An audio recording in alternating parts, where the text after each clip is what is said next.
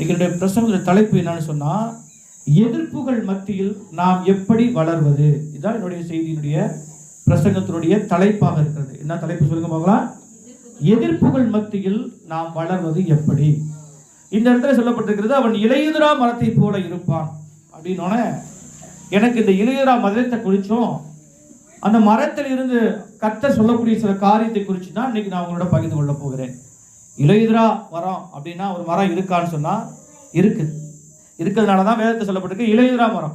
இங்க பாக்குறீங்க எல்லா மரமும் இருக்கு. எல்லா மரமும் கண்டிப்பா இலை உதிரும். அந்த நாட்கள்ல பாத்தீங்கன்னா மாலையில சாயங்காலத்தை கூட்டி எல்லாத்தையும் அள்ளி போடுற அளவுக்கு இலை அந்த அளவுக்கு இருக்கும். எல்லா மரமும் இலையுதிர மரமா தான் இருக்கும். ஆனா ஆண்டவர் சொன்னார், ஒரு பாக்கியவானுக்கு கிடைக்க மிகப்பெரிய ஆசீர்வாதத்தை சொல்லும் பொழுது அவன் இலையுதிரா மரத்தை போல இருப்பான் அப்படிங்கிற பொழுது அது என்ன மரம்னு பார்க்கும் பொழுது வாழை மரம். அல்லேலூயா. வாழை மரம் எங்கேயாவது உதிருமா?